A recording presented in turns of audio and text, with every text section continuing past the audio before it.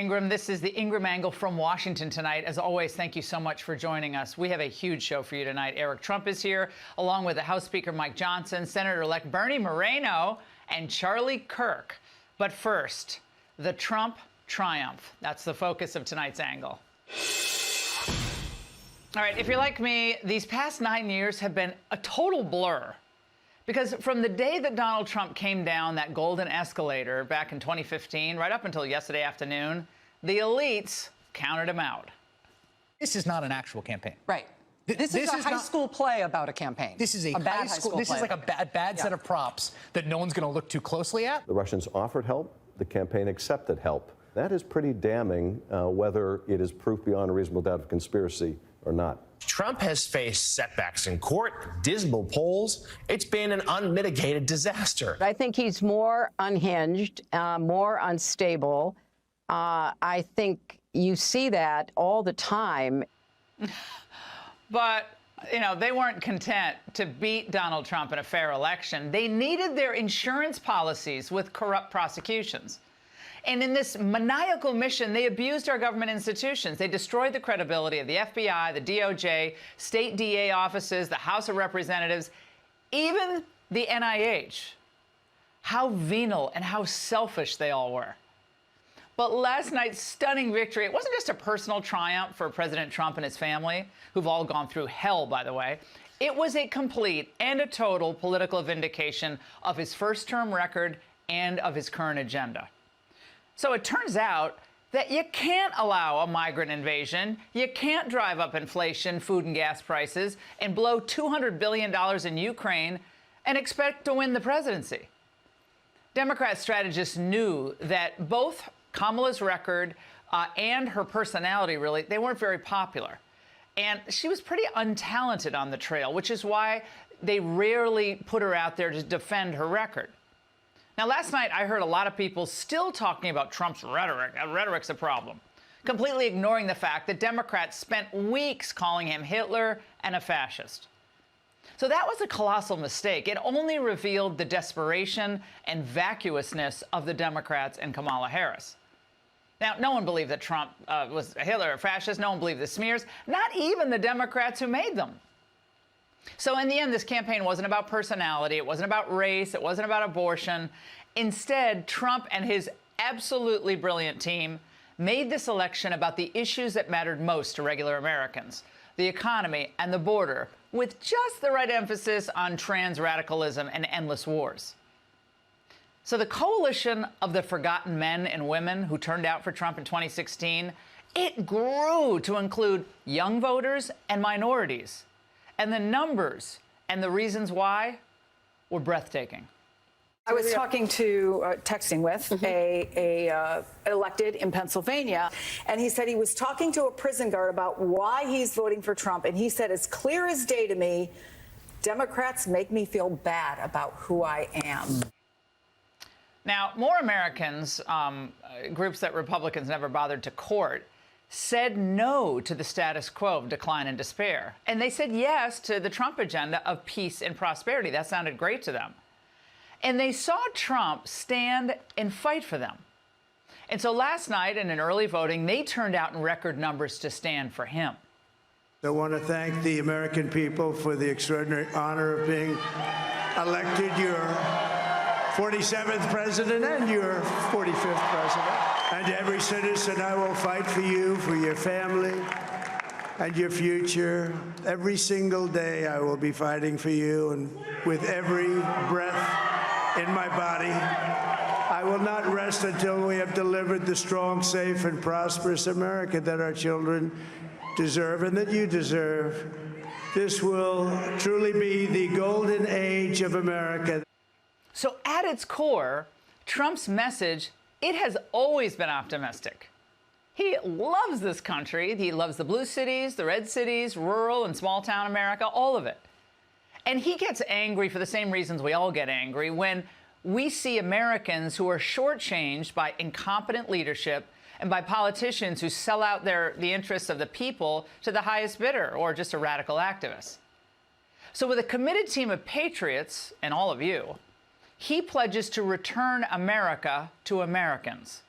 I will govern by a simple motto: promises made, promises kept. We're going to keep our promises. Nothing will stop me from keeping my word to you, the people. We will make America safe, strong, prosperous, powerful, and free again. Trump's message last night was just powerful. And it was powerful because it was straightforward. And yes, even for Trump, it was humble. So Democrats claim, and they have claimed, oh, they want unity. Oh, we all need to be unified and nice to each other. So they should have appreciated Trump's victory speech. It's time to put the divisions of the past 4 years behind us. It's time to unite. The success is going to bring us together, and we are going to start by all putting America first. We have to put our country first for at least a period of time. We have to fix it, because together we can truly make America great again for all Americans. For all of America, even if you didn't vote for him. And who doesn't want America to be great again? I never understood the opposition to that idea. The left wants us to downsize our dreams, and the globalists want us to do as we're told, just shut up. So Harris was simply a figurehead of failure, installed by party bigwigs who called all the shots. She reads what they tell her to read. And a few hours ago, Kamala Harris read a concession speech that was really a resistance speech and embarrassed herself once again. A fundamental principle of American democracy is that when we lose an election, we accept the results. That principle, as much as any other, distinguishes democracy from monarchy or tyranny. And anyone who seeks the public trust must honor it. At the same time, in our nation, we owe loyalty not to a president or a party, but to the Constitution of the United States. Wait a second. Is Kamala Harris actually defending the Constitution? That's a first. Of course, this coming from a VP whose administration's policies have been repeatedly struck down by the Supreme Court. So far, Democrats, I don't think they really are getting why they lost. Maybe it takes some time to process. They lost because the country was worse off than it was 4 years ago in every respect. And voters saw through the phony joy pitch. That was easy to do. So today, Kamala didn't talk about fascism, but she did drop another F-bomb. While I concede this election, I do not concede the fight that fueled this campaign. That is a fight I will never give up. We will continue to wage this fight in the voting booth, in the courts, and in the public square. Sometimes the fight takes a while. That doesn't mean we won't win. That doesn't mean we won't win. Yeah, well, that won't work. 21 years ago, can't believe I'm saying that, 21 years ago, I wrote a book about the elites in politics in Hollywood called Shut Up and Sing. The introduction read like this. They think we're stupid. They think our patriotism is stupid. They think our church-going is stupid. They think having more than 2 children is stupid. They've outgrown America. They're ashamed of her and us. We embarrass them. Now, since I wrote those words, the elites have only grown nastier, meaner, and more bitter. But Trump, he never stopped speaking for the deplorables, the irredeemables, and for Americans who've been ripped off, stepped on, and disrespected for decades by an out-of-touch, condescending coterie of elites. Well, last night, those elites and their media hacks and the legal assassins and the celebrity set, the wokesters, all had their comeuppance. So tonight I say, bravo, Donald Trump. No one else could have pulled this off. And now the hard work begins. And that's the angle. Fox News alert, the greatest comeback in American political history. Donald Trump defeating Kamala Harris in a landslide. Axios is calling him one of the most transcendent political figures of our time. After surviving 2 impeachments, 2 assassins, and 94 felony indictments, he did it because you did it. The machine lost, and the Obama-Biden dynasty went down with it. The Republican Party in the United States of America will never be the same. This is the biggest red wave I've seen since Ronald Reagan's 49-state victory in 1984. This was a sweeping victory. He is a seismic force in American history. To see how bad the shellacking is. This is a shellacking for the Democrats tonight. Trump's on track to win 312 electoral votes, as we believe Arizona and Nevada will move red after their counts. Liberals woke up this morning confused. How could a dictator win the popular vote and take the Senate and probably the House? The answer is simple. They lied to you, but Trump listened to you. They told you the border was secure, the economy was humming, and Joe Biden was an Olympic athlete, even though he couldn't stop falling down and forgetting his own name. If you had a problem with that, they censored you. And when they started losing, they called you fascist garbage who just needed a smack in the ass. The last 4 years, we witnessed the Democrats go crazy. They loaded illegals into airplanes and flew them here. They emptied jails, made up genders, handed out free sex changes, and printed money like Zimbabwe. We all watched it happen. We didn't like it. Trump listened, said, I hear you, I get it, I'll fix it. It's not that complicated. We kept the faith in the face of last-minute hoaxes. Remember, Kamala was going to win Iowa. A comedian made a joke about Puerto Rico. Oh, my God, it's over. Trump's tariffs are going to wreck the economy. Really? Because the market today had its best day in 2 years. Trump did better with Puerto Ricans and beat her by 13 in Iowa.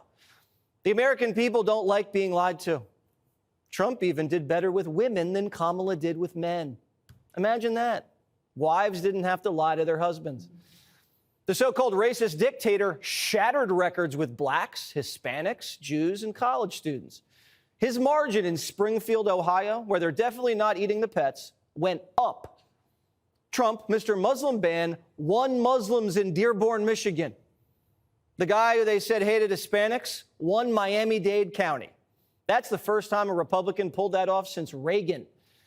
And the funniest part of the election, and we've had some moments, was that Biden would have done better than Harris if he hadn't gotten whacked. So you asked, are there any places that the vice president is overperforming Joe Biden in 2020? So we could show you that as well. We just bring that out here. Harris overperforming 2020. Holy smokes. There you go. So let this go away and see if there's anything on the east side there. Literally nothing? Literally nothing. Literally nothing. One Democrat said, this is as bad as I've ever seen. This was a total and complete repudiation of the Democratic Party. People are not buying what we're selling, period. Just like that. Democrats watched the Obama-Biden rainbow coalition evaporate. Not only did Trump defeat Kamala and Biden, he defeated identity politics. DEI is dead. But the Reverend is skipping the funeral. We've got to be honest, among Hispanic men and black men, there's a lot of misogyny. And I think that we've got to deal with the reality that he appealed to this whole false macho thing that some black men and some Latino men went for. The Democrats lied to you, and then they made you feel bad about yourself for not swallowing the lie. All Donald Trump did was listen and not write you off. Campaigning with a celebrity security blanket, what was it, Bruce, Beyonce, Oprah? Maybe not the best look when the country can't afford groceries and rent. Kamala met with Liz Cheney more than she met with her own sisters. There are 9 HBCUs in North Carolina. Do you know how many of them she visited? 1. Imagine if she'd been spending time doing that instead of hanging out with Liz Cheney in the Midwest. Could have been a different story tonight. Kamala took blacks for granted, pandered to them, made Barack scold them. Same thing with Hispanics. Yeah, she didn't call them tacos like Jill, but you need more than J-Lo. Look, Hispanic voters are swing voters, and I think, you know, what's interesting here is the Republican Party treated them the same way they treated white working class voters. They courted them the same way they treated white working class voters. The Democratic Party has spent a lot of time treating it as an identity group, and I think we're starting to see sort of a working class coalition start to drift to the right. Democrats were already having a problem with the white working class, and now they have a problem with the white, black, and brown working class. But black and brown people aren't the only ones getting scolded. White women got a tongue lashing too. Why do you think that uneducated white women voted against their reproductive health freedoms, and why do you think Latino men voted in favor of someone that's going to deport, says he's going to deport the majority of his community. White women like being called uneducated white women. I think the economy matters, national security matters. But when you put people in these boxes, I think that's a takeaway from this race. Abortion was supposed to make this the battle of the sexes. Didn't happen. This election wasn't decided by race or gender. It was decided by class. Trump won the working class, wherever they lived and whatever they looked like. That's the sweet spot of American political power. And the Democrats derided and deserted them, even though they're outnumbered by them. What a stupid strategy. You can't win over America if you hate Americans. And what the Democrats did, and it won't be forgiven for a while, they didn't even look like they cared.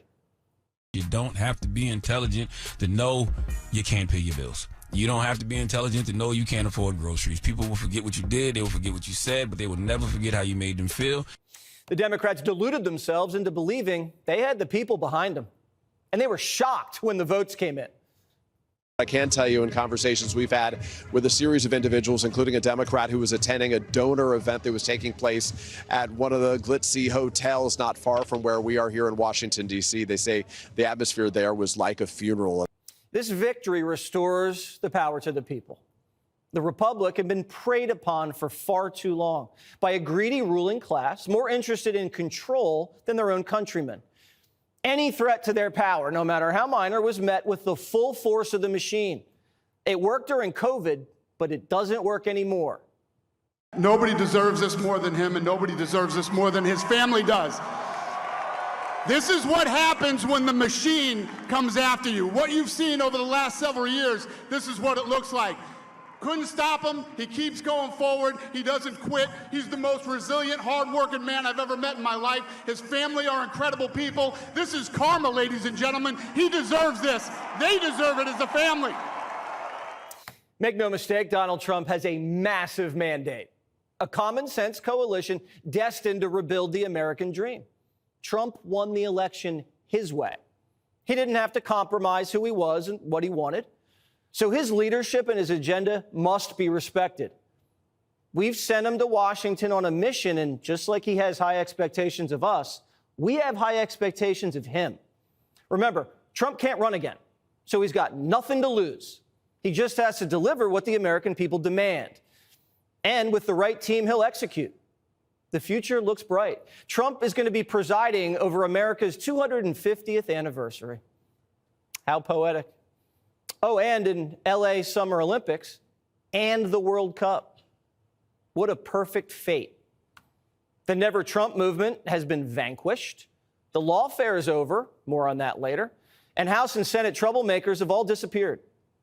While we fight to fix the economy, crime, and the border, we also need to get to the bottom of Butler and what really happened that day. And we deserve to see the Epstein materials, the JFK files, and the Diddy tapes. That's not revenge, that's justice. Last night was the first day of American justice in a very long time. And now Trump has a clear runway to do what he's always wanted to do and what we need him to do. And we'll hold him to his word. Nothing will stop me from keeping my word to you, the people. We will make America safe, strong, prosperous, powerful, and free again. And I'm asking every citizen all across our land to join me in this noble and righteous endeavor. That's what it is. It's time to put the divisions of the past 4 years behind us. It's time to unite. And we're going to try. We have to try. And it's going to happen. Success will bring us together. I will fight for you, for your family, and your future.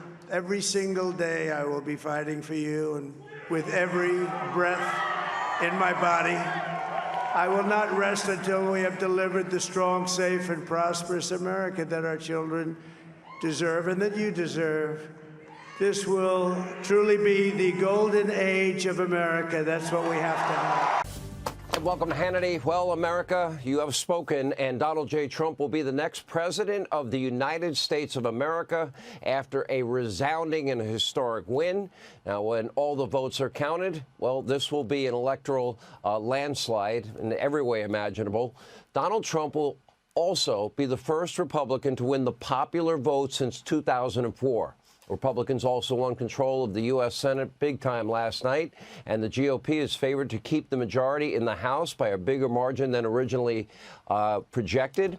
But the good news doesn't stop there.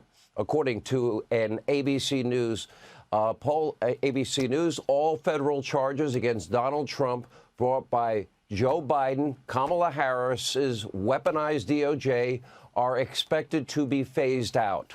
In other words, lawfare hopefully will come to an end. The New York Post is calling Trump the comeback king of American politics. And by the way, here's what Dave Portnoy of Barstool had to say. Take a look. A lot of people are asking, like, how did Trump get more votes than he got last time? Well, here's the answer. Because people like myself, independents or moderates, the Democrats gave us no choice. All right, Dave will join us in a few minutes, and we'll also, of course, we must get an update on Miss Peaches. Anyway, the most famous dog in the world. But first, tonight, to be honest, I'm not going to spike the football tonight. We wish Kamala, all of her supporters, well, in spite of how horribly, despicably, repulsively they have treated many of us. President Trump, we're not garbage, we're not Nazis, we're not fascists. And in fact, in many ways, this is a good day for all Americans, even those that maybe supported the Harris campaign. Despite some fear-mongering on the left, Donald Trump is not going to rule as a dictator. Remember, he was president for 4 years. He will not be imprisoning his political opponents or take his haters off the airways. Rachel Maddow, the conspiracy theorist, will spread her lies and misinformation in perpetuity. Trump's second term will not be about retribution. Frankly, there is too much work to be done to fix this country.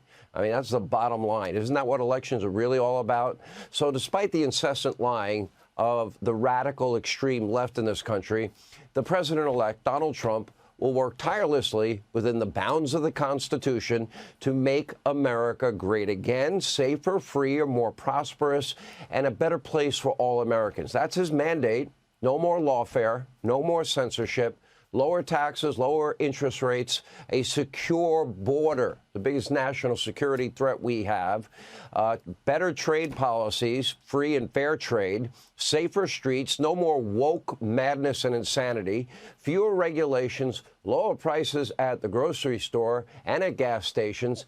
This is what you, all of you, the American people voted for, and this is what Donald Trump ran on and will try to deliver on, and I have every confidence he will deliver. He did the first time. Now, of course, it's not going to be easy. Nothing really has ever been easy for Donald Trump, has it? The hoaxes, the lies, the misinformation, conspiracy theories, the witch hunts, the bogus impeachments, lawsuits, nonstop, reckless hatred, hysteria from the state-run media mob. Kicked off Twitter. His house was raided by the feds. He was charged with dozens and dozens of manufactured felonies, one packed on top of the other. And, of course, deranged would-be assassins, one coming within 1 millimeter of killing him. Now, with blood running down his face, we'll never forget, will we? He stood up, he put his fist in the air, and he yelled, "Fight, fight, fight." And that's what he's going to do for every American. It is the nature of who he is, regardless of your race, your gender, your religion, identity, or your politics. Take a look. We're going to help our country heal. We're going to help our country heal. We have a country that needs help. I want to thank the American people for the extraordinary honor of being elected your 47th president and your 45th president. And to every citizen, I will fight for you, for your family, and your future. Every single day, I will be fighting for you, and with every breath in my body, I will not rest until we have delivered the strong, safe, and prosperous America that our children deserve and that you deserve. This will truly be the golden age of America. That's what we have to have. And last night, President Trump did well among almost every group, demographic you can think of. Take a look at your screen. He made real gains among both men and women, and Hispanic American voters, and African American voters, and even young voters. And to the surprise of the hosts at Fake News CNN, Kamala's underperformance, all over the country. It just, well, frankly, took them by surprise. Take a look. So you asked, are there any places that the vice president is overperforming Joe Biden in 2020? So we could show you that as well. We just bring that out here. Harris overperforming 2020. Holy smokes. There you go. So let this go away and see if there's anything on the east side there. Literally nothing? Literally nothing. Holy smokes. There was a massive shift in every state, even deep blue New Jersey. New Jersey was within 5 points, Illinois around 8 points.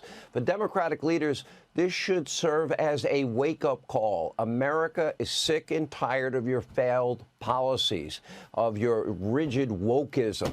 But sadly, many in the media mob, they just can't see the writing on the wall. According to certain left-wing hosts, racists, sexists were to blame for last night's results. That's what happened last night, racism and sexism.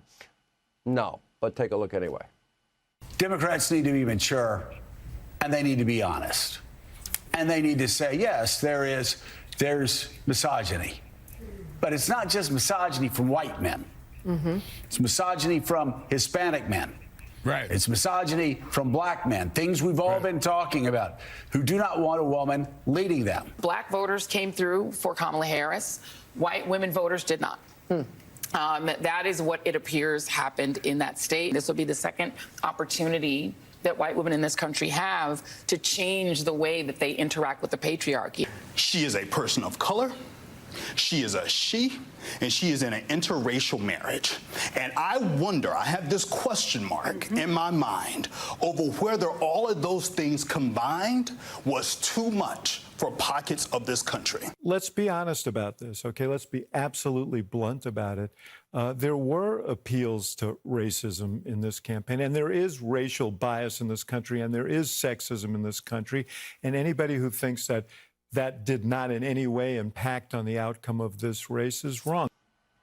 Remember that whole narrative got started by Barack Obama, the brothers, and misogyny, and they don't want a woman. And then Stacey Abrams follows it up with, African-American men, there's racism and there's sexism. Look, the Trump haters, I get it. You're not in a good place right now. We'll give you a little bit of latitude. Some on the left even melting down on social media. Some of it is actually quite hilarious after the Empire State Building lit up red to commemorate Donald Trump's win. And meanwhile, comedian, listen to this, Jerry Seinfeld called out his kids' old school. Why? They're giving, you can't even make it up, distressed students. They're distressed over the election results. The day off, after the election. Forget about the land of the free, the home of the brave. We're now the home of, liberal snowflakes?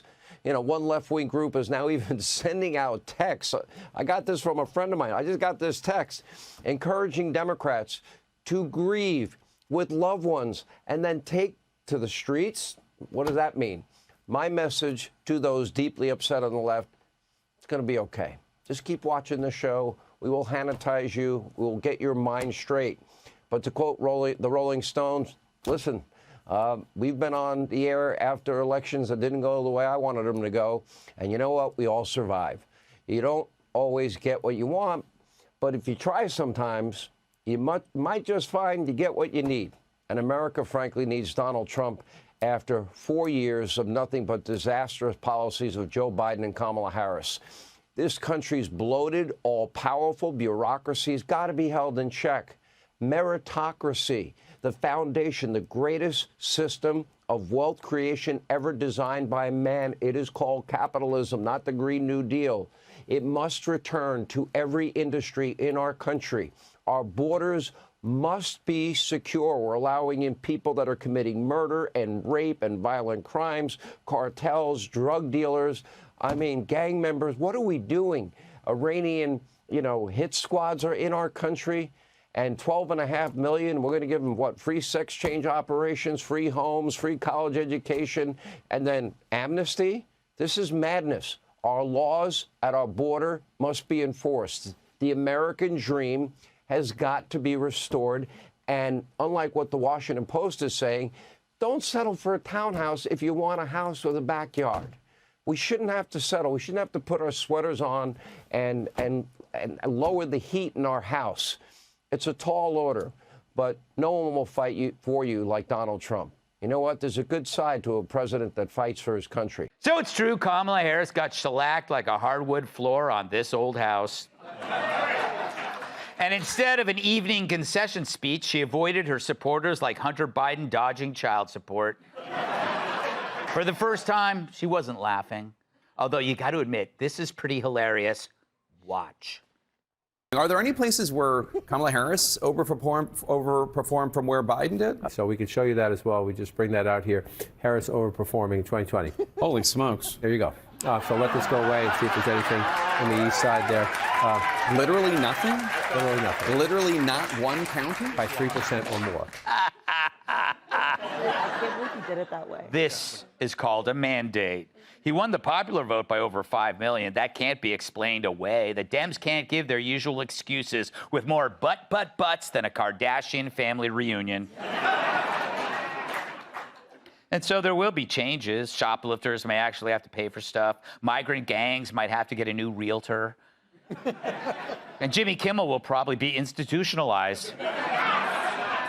But there's a larger question. Did Trump do this by the strength of his personality alone? Or has America changed and Trump's just the first to call it like it is? I mean, he did that with the media, the same collection of hacks who told us fairy tales about how close this was all going to be, and how abortion would send the evil orange man packing, and how the polls were going to be honest this time. Turns out they had the accuracy of Stevie Wonder playing Jenga. Truth is,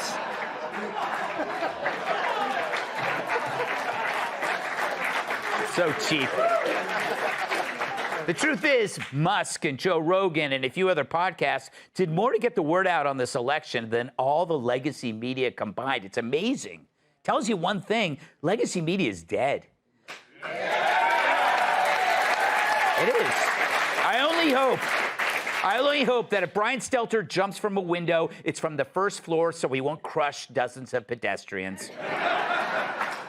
But there's another group that's over, too. It's Hollywood, all the virtue signaling from the Anistons and the Clooneys. It didn't mean a thing. All that Botox must have paralyzed their brains into believing it matters what they think.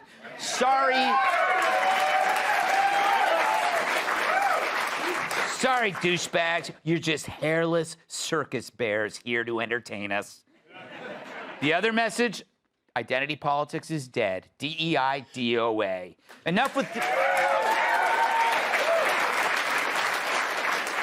Enough with dividing Americans into absurd categories that only matter to self-obsessed people with more pronouns than friends. The truth is, Americans of all stripes want the same things: prosperity, safety, a president who doesn't smell like an outhouse. It's why Trump won record numbers of Hispanics and black voters. But he also won a whole bunch of different people. What else could appeal to both black men and Amish voters? Well, that list is Trump and common sense and fat asses. Now, Trump didn't do this alone. Talk about unsung heroes. Scott Pressler drove his jalopy into the ground, getting out the vote to flip Pennsylvania. That's right, a gay man who helped convince the Amish to put down their butter churners and get to the polls and vote for Trump. That's a movie Hollywood should make, but they won't. They won't.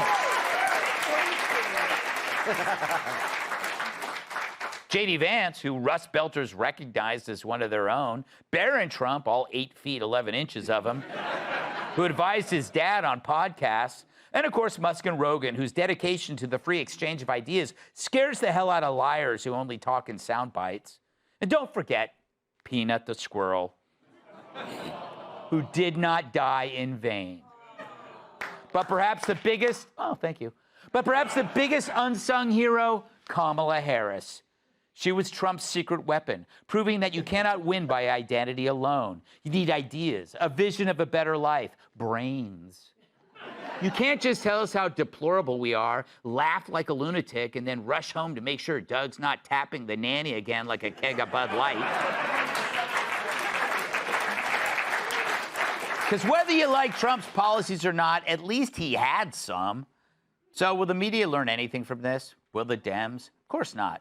Expect to be told how sexist and racist you are for the next 4 years.